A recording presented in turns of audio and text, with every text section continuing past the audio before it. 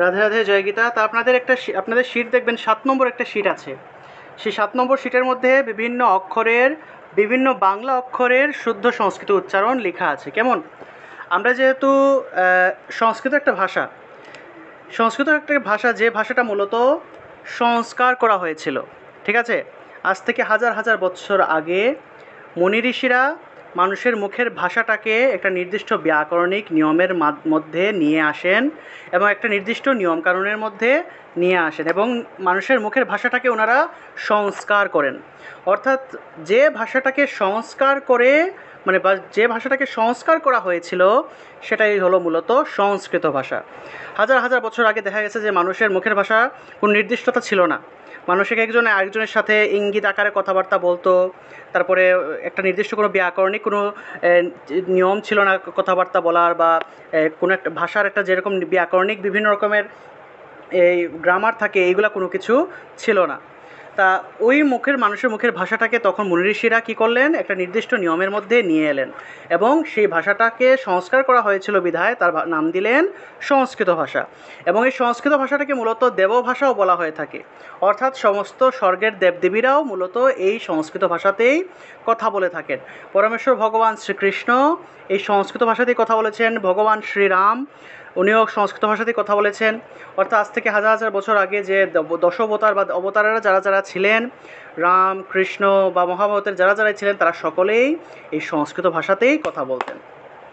তাই এই সংস্কৃত ভাষা কিন্তু আমরা এই সংস্কৃত ভাষাটাকে মূলত বাংলা অক্ষর দিয়ে পড়তেছি, ঠিক আছে? নিয়ম হলো আসলে সংস্কৃত ভাষাটাকে আসলে দেবনাগরী লিপি দিয়ে পড়া। অর্থাৎ হিন্দি ভাষা লেখা হয় যে অক্ষর দিয়ে, সেই অক্ষরের নাম হলো দেবনাগরী লিপি। তা আমাদের নিয়ম হলো আসলে দেবনাগরী লিপিটা ভালো করে শেখা, সেই লিপিগুলোর উচ্চারণ শেখা, এবং সেই লিপি দিয়ে যে সংস্কৃত ভাষাটা পড়া। কিন্তু আমরা তো আসলে দেবনাগরী লিপিটা আসলে পারি না। আমরা আসলে বাংলা লিপি দিয়েই বা বাংলা বর্ণমালা দিয়েই আসলে সংস্কৃত ভাষাটা পড়ার চেষ্টা করি। সেজন্য কিছু কিছু ক্ষেত্রে দেখা গেছে যে বাংলা ভাষার কিছু কিছু অক্ষর যেগুলো বাংলাতে আমরা একরকম উচ্চারণ করি, কিন্তু সংস্কৃত ভাষায় সেটার উচ্চারণটা একটু ভিন্ন হয়ে থাকে। বাংলা ভাষা এবং সংস্কৃত ভাষায় বেশ কিছু অক্ষরের উচ্চারণ একটু ভিন্নতা রয়েছে। তা সেই ভিন্নতাগুলোই আমরা ভালো করে শিখব। অর্থাৎ বাংলা ভাষার কোন কোন অক্ষরকে সংস্কৃত ভাষায় কী উচ্চারণ করা হয়, সেই উচ্চারণ বিধিগুলোই ভালো করে শিখব, এবং সংস্কৃত শ্লোক মন্ত্র পাঠের সময় সেই উচ্চারণ বিধিগুলোই আমরা প্রয়োগ করে শুদ্ধ করে মন্ত্র বা শ্লোক পাঠ করব। সবাই শুনতে ঠিক আছে? যে জায়গাতেই যতই মন্ত্র শ্লোক যাই পাঠ করেন না কেন, যে জায়গাতেই আপনারা ক্ষীয় পাবেন, সেই জায়গাতেই ক যোগ মূর্ধন্যস্য উচ্চারণ করতে হবে। তাহলে উচ্চারণটা রাক্ষস না হয় কি হবে? উচ্চারণ হবে রাক্ষস উচ্চারণ হবে, ঠিক আছে? তারপরে দেখুন, ক্ষমা, বাংলায় বললে ক্ষমা, কিন্তু সংস্কৃতে আমরা কি উচ্চারণ করব? ক্ষমা, অর্থাৎ কটা উজ্জ্ব থাকবে, ক এবং মূর্ধন্যস্য উচ্চারণ হবে একসাথে। ক্ষমা, এইভাবে ক্ষা কটা উজ্জ্ব থাকবে, যেহেতু কয়ের নিচে হসন্ত আছে, কটা উজ্জ্ব থাকবে। ক্ষমা, রাক্ষস, অক্ষর, এই যে অক্ষর বলি না আমরা, অক্ষর, বাংলা অক্ষর, সংস্কৃত অক্ষর, এই অক্ষর শব্দটা কীভাবে উচ্চারণ হবে? উচ্চারণটা হবে ক যোগ মূর্ধন্যস্যতে ভেঙে। অর্থাৎ ক্ষীয়ের জায়গায় আমরা কি উচ্চারণ করব? ক এবং মূর্ধন্যস্য, তাহলে উচ্চারণটা হবে অক্ষর উচ্চারণ হবে, ঠিক আছে? রক্ষা থাকলে রক্ষা, ক্ষমা থাকলে ক্ষমা, রাক্ষস থাকলে রাক্ষস, তাহলে অক্ষর থাকলে অক্ষর, এইভাবে। সুতরাং আপনারা এই ক্ষীয় পেলেই ক যোগ মূর্ধন্যস্যতে ভেঙে উচ্চারণ করবেন। যে যতগুলা মন্ত্র হোক, শ্লোক হোক, যে জায়গাতেই আপনারা ক্ষীয় পাবেন, এই অক্ষরটা পাবেন, সেই জায়গাতেই ক যোগ মূর্ধন্যস্যতে ভেঙে উচ্চারণ করতে হবে, ঠিক আছে? তারপরে একটা অক্ষর হলো অন্তস্থ জ, ঠিক আছে? গীতার মধ্যে এই অন্তস্থ জটা আপনারা অনেকবার পাবেন। তা এই অন্তস্থ জটাকে আমরা বাংলা ভাষায় জ উচ্চারণ করি, জ, কিন্তু সংস্কৃত ভাষায় আসলে ইয় উচ্চারণ করতে হয়। ই এবং অ, এই দুইটা অক্ষরে ভেঙে উচ্চারণ করতে হয়, ইয়া একসাথে। তাহলে যদা উচ্চারণ না করে কি করব আমরা? ইয়াদা। এই যে গীতার একটা বিখ্যাত শ্লোক আছে, যদা হি ধর্মস্য, এটা যারা জানে না তারা যদাহি বলে, কিন্তু আমরা যদাহি বলবো না, কারণ অন্তস্থ জয়ের সংস্কৃত উচ্চারণ হলো ইয়। তাহলে উচ্চারণটা হবে ইয়াদাহি ধর্মস্য ग्लानिर्भवति भारत अभ्युत्थानम् अधर्मस्य तदात्मानं सृजाम्यहं परित्राणाय साधूनां विनाशाय च दुष्कृतां धर्मसंस्थापनार्थाय সম্ভবামি যোগে যোগে।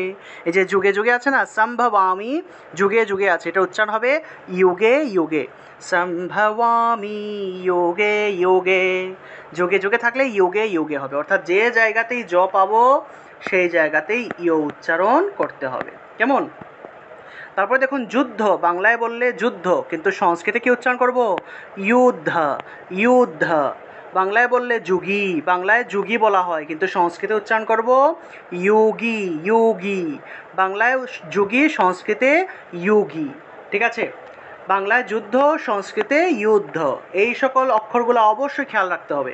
যে জায়গাতেই জ পাবেন সেই জায়গাতেই ইয় উচ্চারণ করে ফেলতে হবে। ইয়া ইয়া, এইভাবে ইয়া। ঠিক আছে? ই এবং অ একসাথে, ইয়া ইয়াদা যুদ্ধ যোগী যোগী ইয়াদা ইয়াদা হি ধর্মস্য সম্ভবামি যোগে যোগে। যোগে যোগে থাকলে যোগে যোগে, এইভাবে উচ্চারণ করতে হবে। কেমন? তারপরে দেখুন অন্তস্থ জফলা। এই যে একটু আগে অন্তস্থ জ পড়লাম, এই অন্তস্থ জয়ের একটা সংক্ষিপ্ত রূপ হলো এই অন্তস্থ জফলা। এই অন্তস্থ জফলাও যে জায়গাতে পাবো সেই জায়গাতেও ইয় উচ্চারণ করতে হবে। ঠিক আছে? ইয়। মনে করেন যে রাজ্য, বাংলায় বললে রাজ্য, কিন্তু সংস্কৃতে রাজ্য বললে হবে না, উচ্চারণ করতে হবে রাজিয়া। রাজ যোগ ইয়া, রাজিয়া রাজিয়া। তারপরে দিব্য, বাংলায় বললে দিব্য, কিন্তু এটা সংস্কৃতে দিব্য হবে না, এটা উচ্চারণ হবে দিব্যা দিব্যা, এইভাবে উচ্চারণটা হবে। ঠিক আছে? সংস্কৃত উচ্চারণটা হবে দিব্যা।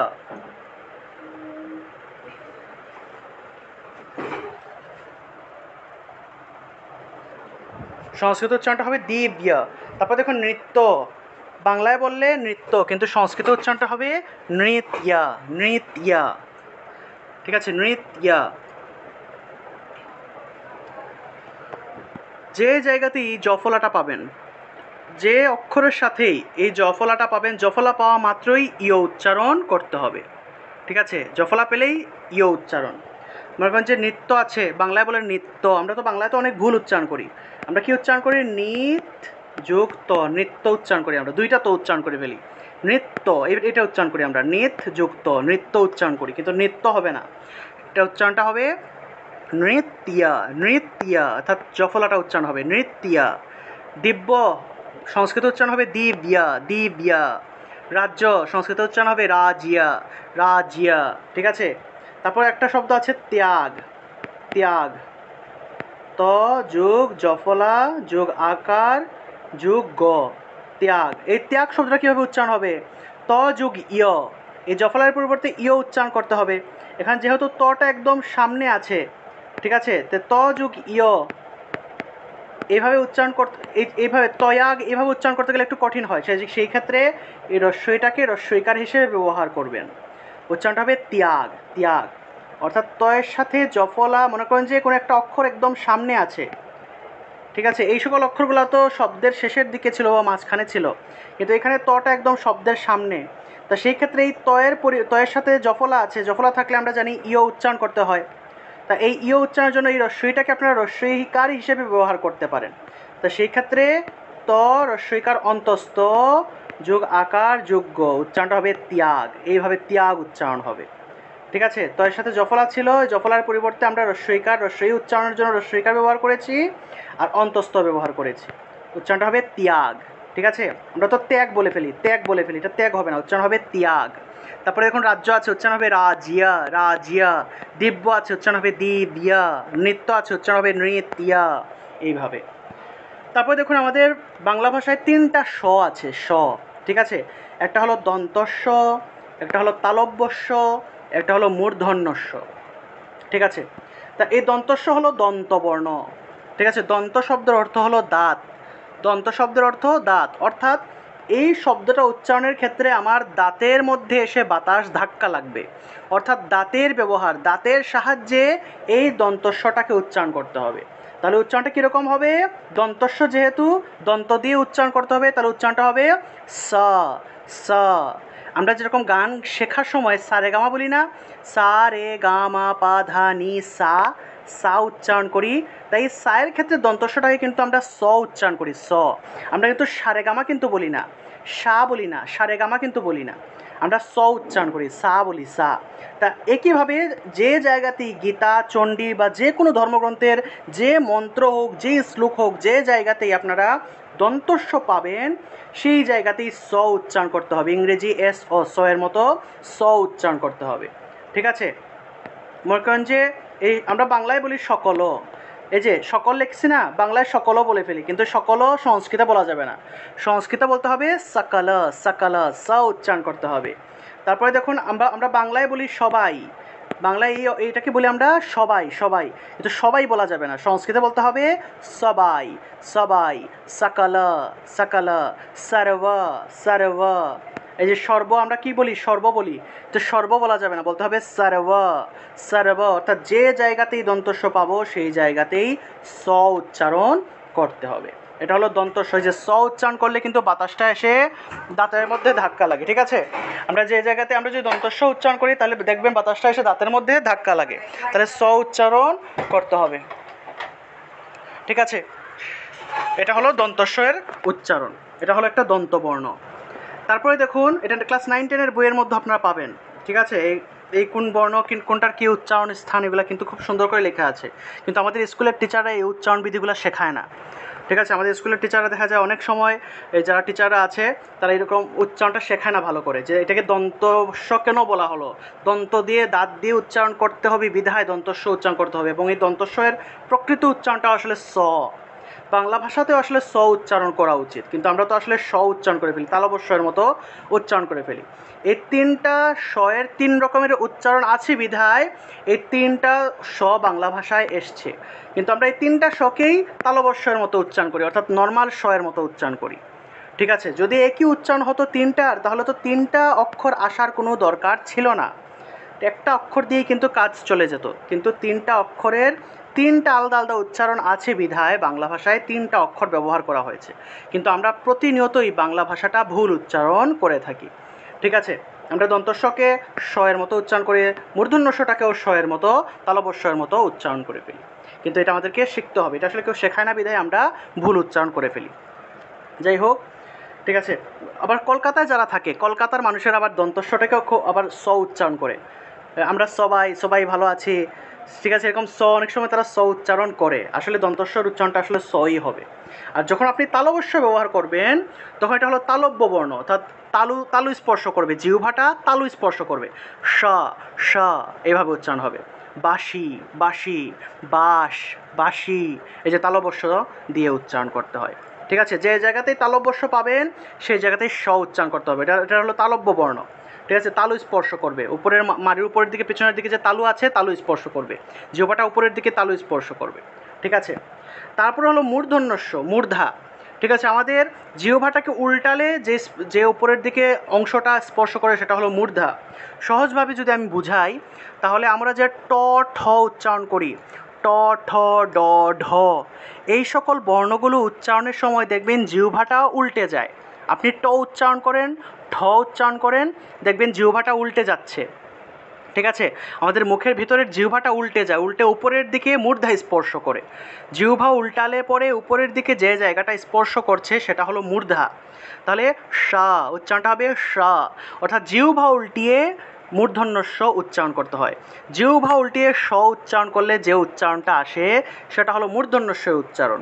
সহজভাবে যদি বলি তাহলে ট, ঠ, ড, ঢ এগুলো উচ্চারণের ক্ষেত্রে আমরা যেভাবে জিহ্বাটাকে উল্টিয়ে ট উচ্চারণ করি ঠিক একইভাবে জিহ্বাটাকে উল্টিয়ে মূর্ধন্যস্য উচ্চারণ করতে হবে।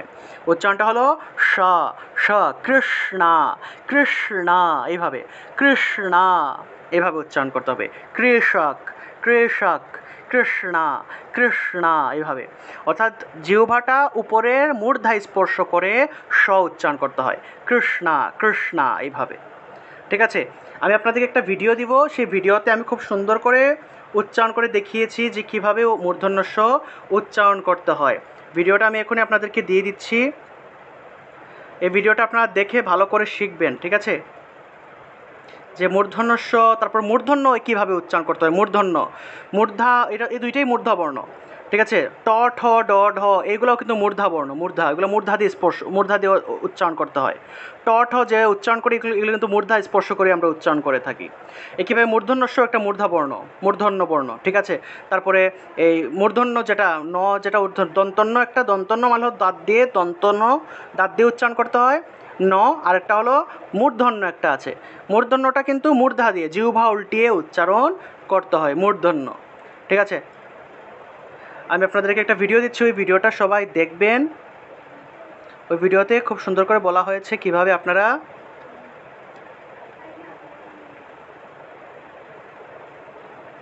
মূর্ধন্য স, মূর্ধন্য কীভাবে উচ্চারণ করবেন সেটা দেখিয়ে দেওয়া হয়েছে, ঠিক আছে।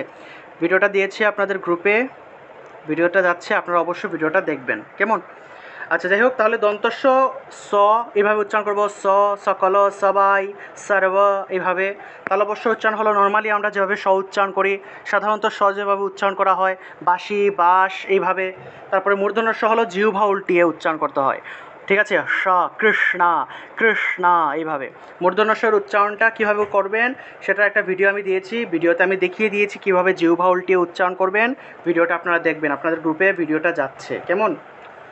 আচ্ছা, তারপরে দেখুন র, এই যে রটা আছে, এই রটাকে আসলে সংস্কৃত ভাষায় ঢয়ের মতো উচ্চারণ করা হয়ে থাকে। আরেকটা আছে না, দুইটা র আছে কিন্তু, র, একটা হলো এটাকে ডাইভেন্ডরও বলা হয়, ডয়শুন্ডরও বলা হয়, ঠিক আছে। ডয় শূন্যয় ড, ডয় শূন্য, ঠিক আছে, ডয় শূন্যয় ড, এই যে ডটা আছে এইটার পরিবর্তেও এই রয়ের পরিবর্তেও ড উচ্চারণ করা হয়ে থাকে, অর্থাৎ এই অক্ষরটার পরিবর্তে সংস্কৃত ভাষায় ড উচ্চারণ করা হয়, আর এই রয়ের পরিবর্তে এই ঢ উচ্চারণ করা হয়ে থাকে। সংস্কৃত ভাষায় কিন্তু র বলতে এইভাবে রয়ের মতো কোনো অক্ষর নাই, সেজন্য সংস্কৃত ভাষায় তারা র যে জায়গাতে আছে সেই জায়গাতেই ঢ উচ্চারণ করে থাকে, ঠিক আছে। তা দেখুন, দৃঢ়, বাংলায় বললে দৃঢ়, কিন্তু সংস্কৃত উচ্চারণ করতে হবে দৃঢ়, দৃঢ়। তারপরে বিমূঢ়, বিমূঢ়, বাংলায় বললে বিমূঢ়, কিন্তু সংস্কৃতে এই রটা উচ্চারণ করা যাবে না, সংস্কৃতে ঢ উচ্চারণ করতে হবে, বিমূঢ়, বিমূঢ়। তারপরে গাঢ়, বাংলায় বললে গাঢ়, কিন্তু সংস্কৃতে বললে গাঢ়, গাঢ়। অর্থাৎ যে জায়গাতেই র পাবো সেই জায়গাতেই ঢ উচ্চারণ করতে হবে, কারণ সংস্কৃত ভাষায় র বলতে কোনো অক্ষর নাই, তাই রটাকে ঢয়ের মতো করেই উচ্চারণ করে, সেজন্য আমরা গাঢ় না বলে গাঢ় উচ্চারণ করব, বিমূঢ় না বলে বিমূঢ় উচ্চারণ করব, দৃঢ় পেলে দৃঢ় এভাবে উচ্চারণ করব, কেমন। এইভাবে আমাদেরকে উচ্চারণ করতে হবে। তারপরে অন্তস্তব, আমাদের বাংলা ভাষায় আগে দুই ধরনের ব ছিল, বাংলা ভাষায় কিন্তু আগে 40টা স্বরবর্ণ ছিল, 40টা ব্যঞ্জনবর্ণ ছিল, 12টা স্বরবর্ণ ছিল বাংলা ভাষায়, ঠিক আছে, 2000 সালের আগে সম্ভবত।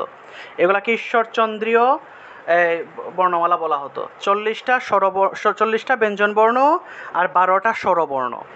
তাই 40টা ব্যঞ্জনবর্ণের মধ্যে একটা বর্ণ ছিল অন্তস্থ ব, ঠিক আছে, আর আরেকটা ব ছিল বর্গীয় ব, অর্থাৎ দুইটা ব ছিল বাংলা ভাষায়, একটা অন্তস্থ ব, একটা বর্গীয় ব।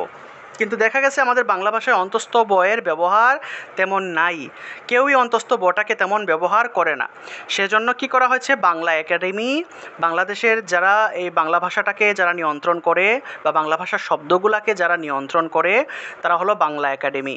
তা বাংলা একাডেমি কি করেছে, 2000 সালের দিকে এই বাংলা ভাষা থেকে অন্তস্থ বটাকে তুলে দিয়েছে, যার ফলে বাংলা ভাষায় 40টা ব্যঞ্জনবর্ণ থেকে 39টা ব্যঞ্জনবর্ণ পরবর্তীতে হয়ে যায়। কিন্তু সংস্কৃত ভাষায় কিন্তু এই অন্তস্থ ব এবং বর্গীয় ব দুইটা বর্ণই কিন্তু সংস্কৃত ভাষায় আছে, সেজন্য আমাদেরকে অন্তস্থ ব জিনিসটা বুঝতে হবে এবং অন্তস্থ বয়ের উচ্চারণ শিখতে হবে। যেহেতু আমরা সংস্কৃত বিভিন্ন অক্ষর বা সংস্কৃত মন্ত্র পাঠ করব, সেজন্য অবশ্যই সংস্কৃত এই অন্তস্থ বয়ের উচ্চারণটাও আমাদেরকে সঠিকভাবে শিখতে হবে এবং সেটা পাঠ করতে হবে, পাঠের সময় অন্তস্থ বয়ের ব্যবহার করতে হবে, ঠিক আছে।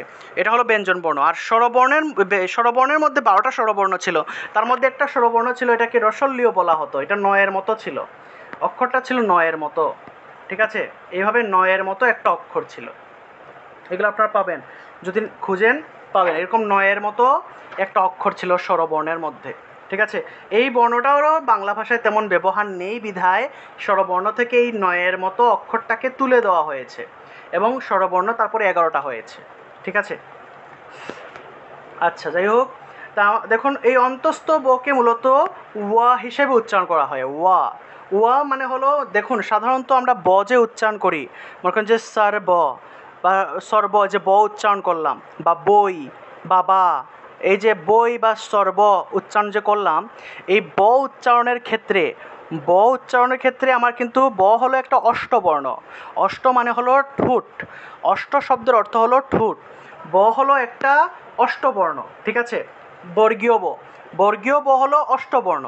আমি যখন বর্গীয় ব উচ্চারণ করব তখন দুইটা ঠোঁট লাগিয়ে ব উচ্চারণ করতে হয়। ঠিক আছে, বিদ্যান, বাবা, বই, এই যে বগুলা মনে করেন যে এগুলো হলো বর্গীয় ব, অর্থাৎ এগুলাকে ঠোঁট, দুইটা ঠোঁট লাগিয়ে ব উচ্চারণ করতে হয়। কিন্তু যখন আমরা অন্তস্থ ব উচ্চারণ করব তখন দুইটা ঠোঁট না লাগিয়ে ব উচ্চারণ করতে হবে। অর্থাৎ আপনি যখন ঠোঁট না লাগিয়ে ব উচ্চারণ করেন তখন উচ্চারণটা কিন্তু এই রকম আসে, ওয়া, ওয়া, এইভাবে। অর্থাৎ আপনি ব উচ্চারণ করেন, ব উচ্চারণ করার সময় কিন্তু ঠোঁট লাগাতে হয়, কিন্তু ঠোঁট না লাগিয়ে যদি আমি ব উচ্চারণ করি তাহলে যে উচ্চারণটা আসে সেটাই হলো অন্তস্থ বয়ের উচ্চারণ। মনে করেন যে ভগবান, ঠিক আছে, এই বটা যদি বর্গীয় ব হয় তাহলে বান উচ্চারণ করবো, অর্থাৎ বান উচ্চারণ করতে হলে ঠোঁট লাগাতে হয়, ব, বান, এই যে ঠোঁট দুইটা লাগাতে হয়। কিন্তু আমি যদি ঠোঁট না লাগিয়ে যদি বান উচ্চারণ করি তাহলে উচ্চারণটা কীরকম আসে, ভগওয়ান, ভগওয়ান, অর্থাৎ ওয়ানের মতো উচ্চারণটা আসে, ওয়ান। ঠিক আছে, ওয়ান উচ্চারণ আসে। তাহলে ভগওয়ান, ভগওয়ান, সারওয়া, সারওয়া, উবাচ, উবাচ, বাংলায় বললে উবাচ, সংস্কৃতে উবাচ, উবাচ, বাংলায় বললে সর্ব, সংস্কৃতে বললে সারওয়া, সারওয়া, বাংলায় বললে ভগবান, কিন্তু সংস্কৃতে যদি উচ্চারণ করি তাহলে ভগবান, শ্রী ভগবান। দেখবেন যারা হিন্দি ভাষায় কথা বলে বা হিন্দি কোনো সিরিয়াল বা কোনো মুভি বা কোনো নাটক যদি দেখেন হিন্দি, তাহলে দেখবেন সেখানে ওরা কিন্তু ভগবান উচ্চারণ করে না, তারা উচ্চারণ করে ভগবান, হে ভগবান, এইভাবে উচ্চারণ করে, ভগবান, ভগবান। এটাই আসলে প্রকৃত শুদ্ধ উচ্চারণ। কারণ ভগবান শব্দের যে ব, এই বটা হলো অন্তস্থ ব। তারপর সর্বয়ের মধ্যে যে বটা হলো অন্তস্থ ব, উবাচয়ের যে বটা এটা হলো অন্তস্থ ব। অর্থাৎ সংস্কৃতে বেশিরভাগ বই হলো অন্তস্থ ব। অর্থাৎ সংস্কৃত মন্ত্র যখন আমরা পাবো তখন ব পাওয়া মাত্রই আমাদেরকে ও উচ্চারণ করতে হবে। ঠিক আছে, তবে কিছু কিছু ক্ষেত্রে বর্গীয় বও আছে। যে সকল বয়ের নিচে এভাবে রফলা পাবেন, রিকার পাবেন, এই সকল বগুলা মনে করবেন যে এগুলা নিশ্চিতভাবে এগুলো হলো বর্গীয় ব। ঠিক আছে, বর্গীয় ব। মনে করেন যে ব্রাহ্মণ, ব্রাহ্মণ শব্দটা, এই ব্রাহ্মণ শব্দের ক্ষেত্রে যে বটা আছে এটা হলো বর্গীয় ব, এটাকে সাধারণ বয়ের মতোই উচ্চারণ করতে হবে। ব্রাহ্মণ, ব্রাহ্মণ, ব্রহ্ম, এই ব্রাহ্মণ শব্দের ক্ষেত্রে আমাদেরকে বটাকে, এই যে রফলাযুক্ত যে বটা আছে এটাকে সাধারণ বয়ের মতোই বর্গীয় ব উচ্চারণ করতে হবে। কিন্তু অন্যান্য ক্ষেত্রে ভগবান বলুন, উবাচ বলুন, এই সকল বিভিন্ন ক্ষেত্রে আমরা এই বটাকে, এই ব হলো অন্তস্থ ব এবং এই ক্ষেত্রে আমরা ওয়া উচ্চারণ করব। ঠিক আছে, বাংলা ভাষায় অন্তস্থ ব এবং বর্গীয় ব দুইটাকেই বর্গীয় ব দিয়ে লেখা হয়ে থাকে, কিন্তু সংস্কৃত ভাষায় অন্তস্থ বকে লেখা হয় এইভাবে। সংস্কৃত ভাষায় এটা হলো অন্তস্থ ব আর এটা হলো বর্গীয় ব।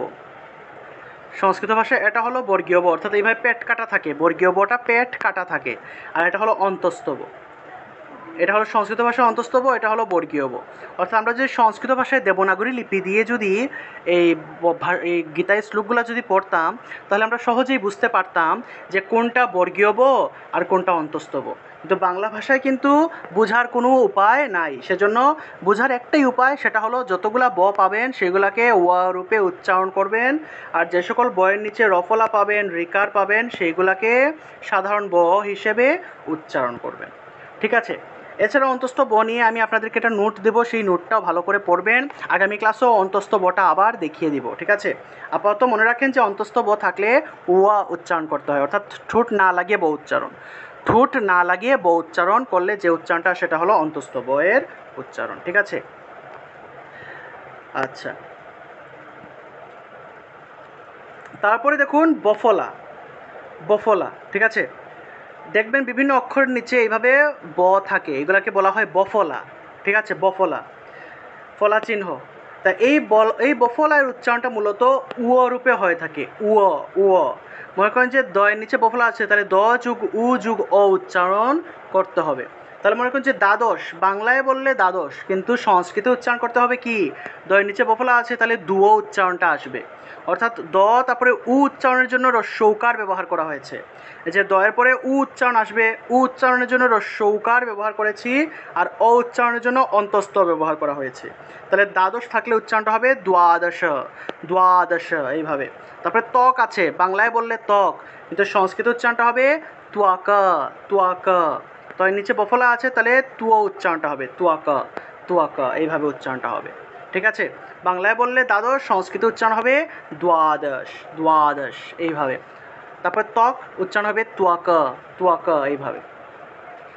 তারপর দেখুন লুপ্ত অ, লুপ্ত অ বলতে একটা অক্ষর আছে লুপ্ত অ। এই লুপ্ত অ মূলত মূলত দেখবেন যখন আপনারা গীতা পড়বেন বা বিভিন্ন সংস্কৃত শ্লোক পড়বেন, তখন দেখবেন যে দুই ধরনের হ আপনারা পাবেন। একটা হর উপরে এইভাবে মাত্রা পাবেন, সম্পূর্ণরূপে মাত্রা আছে, এরকম যে হ পাবেন সেটা হলো হ। অর্থাৎ কোনো হয়ের উপরে যদি এইভাবে মাত্রা পান সেটা হলো হ। আর যদি কোনো হয়ের উপরে যদি যদি দেখেন যে মাত্রা নাই, ঠিক আছে, এই যে এই হয়ের উপরে কিন্তু মাত্রা নাই। মাত্রা মানে কি, যে হয়ের উপরে যে টানটা দেওয়া হয়, যে লাইনটা দেওয়া হয়, এটা হলো মাত্রা। যদি পূর্ণ মাত্রা থাকে সেটাকে বলা হয় হ। আর যদি দেখা যায় যে পূর্ণ মাত্রা নাই, অর্ধেক আছে, অর্ধমাত্রা আছে, অথবা মাত্রা একদম নেই, একদম খালি, তাহলে মনে রাখতে হবে এটা হলো লুপ্ত অ। এবং এই লুপ্ত অ এর উচ্চারণটা মূলত আগের যে অক্ষরটা থাকবে সেই অক্ষরটাকে একটু টান দিয়ে উচ্চারণ করলেই লুপ্ত অ এর উচ্চারণটা চলে আসে।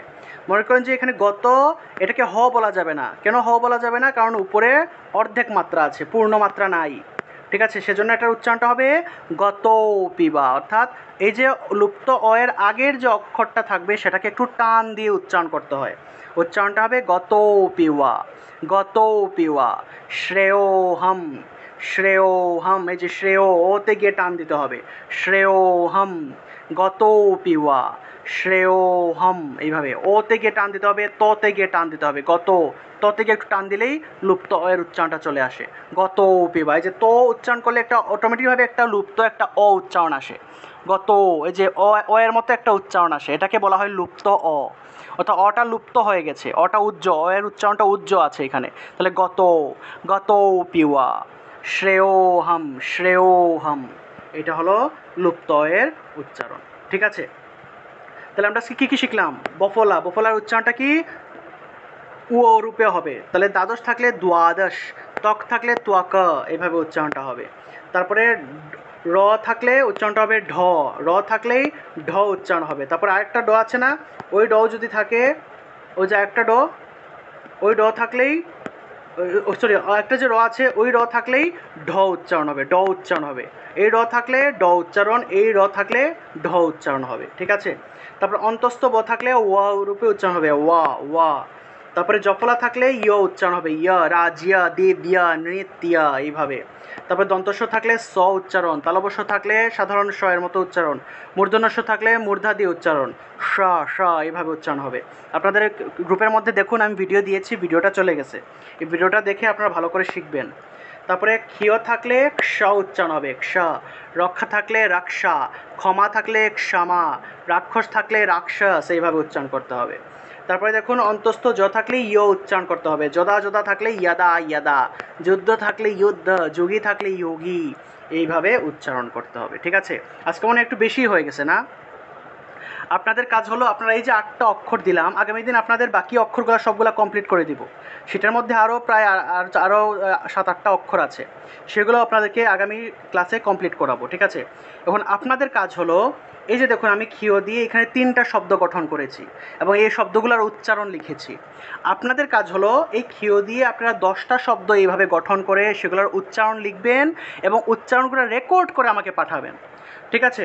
মনে করেন যে ক্ষিয় দিয়ে আপনারা এইভাবে শব্দ লিখলেন, যে রক্ষা, ক্ষমা, রাক্ষস, তারপরে এগুলোকে উচ্চারণ লিখলেন, রক্ষা, ক্ষমা, রাক্ষস, এভাবে লেখার পর আপনারা আমাকে এগুলো রেকর্ড করে পাঠাবেন, যে রাক্ষস, ক্ষমা, তারপরে রক্ষা, এইভাবে উচ্চারণ করে করে ক্ষীয় দিয়ে 10টা শব্দ সংস্কৃত উচ্চারণ করে রেকর্ড করে পাঠাবেন।